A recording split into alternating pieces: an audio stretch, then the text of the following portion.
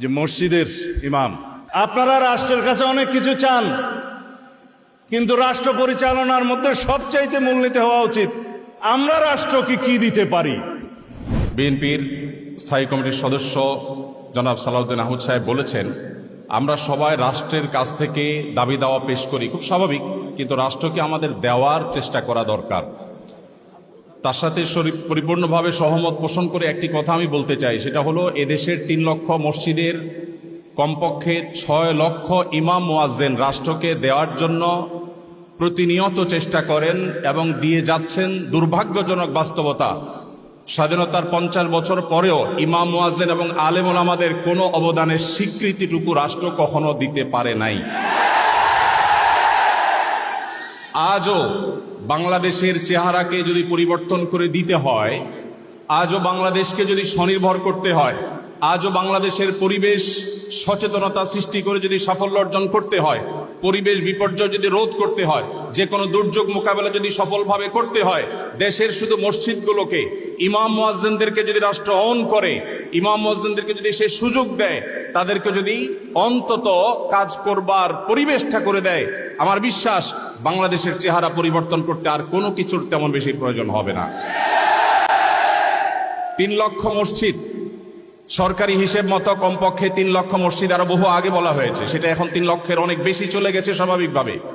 3 লক্ষ মসজিদে প্রতি জুমার দিনে 12:30 থেকে 1:30 পর্যন্ত এই সময়ের মধ্যে গড়ে যদি 100 মানুষ একটা মসজিদে জুমার নামাজে খতিব সাহেবের খুতবা শোনার জন্য আসেন, তাহলে 3 কোটি মানুষ হয়।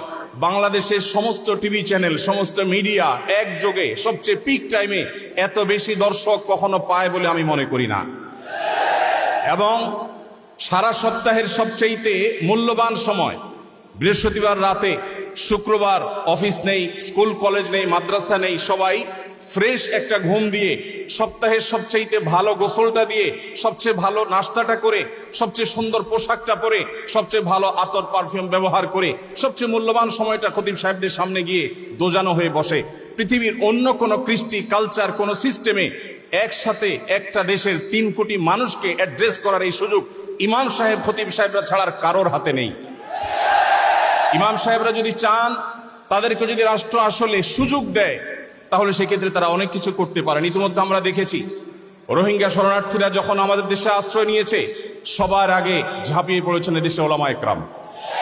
প্রতিটা দুর্যোগে ওলামা একরাম যে ঝাঁপিয়ে পড়েন, সেটা নিঃস্বার্থভাবে হয়, স্বার্থহীনভাবে হয়।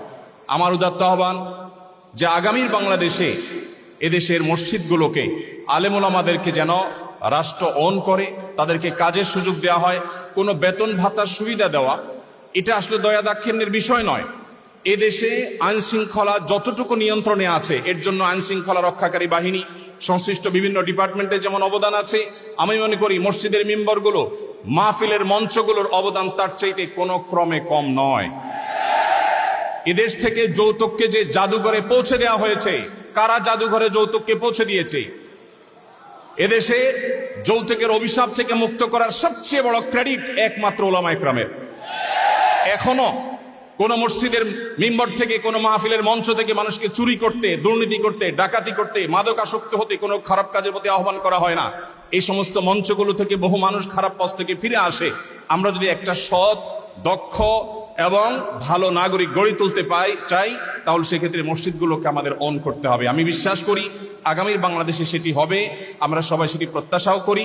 আমরা মসজিদ কেন্দ্রিক যে সমস্ত ব্যবস্থাপনা করা যায়, পরিবেশ সুরক্ষা, পরিচ্ছন্নতা অভিযান, দারিদ্র্য বিমোচন, স্কিল ডেভেলপমেন্টমূলক বহুমুখী কার্যক্রম আমরা সম্পন্ন করতে পারি। আমি সালাউদ্দিন ভাইয়ের সাথে পরিপূর্ণ একমত। শুধুমাত্র রাষ্ট্রের কাছ থেকে নেওয়ার ব্যাপার না, আমাদেরকে দেওয়ার চেষ্টা করতে হবে। এবং আমার বিশ্বাস ওলামা একরাম সেটা করতে চান, কিন্তু তাদেরকে সেই সুযোগটা দেওয়া হয় না। এদেশের আলেমদের কোন অবদানকে আজ 50 বছরের মধ্যে স্বীকৃতি দেওয়া হয়েছে আমি জানতে চাই। দুর্ভাগ্যজনক বাস্তবতা, সেটি আসলে হয়নি।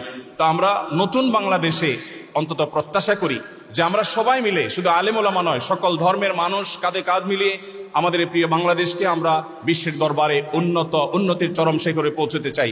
আমাদের পরে স্বাধীনতা অর্জন করে পৃথিবীর বহু দেশ এমন অগ্রসর হয়েছে, যেটা দেখে আমাদের কষ্ট হয়, দুঃখ হয়।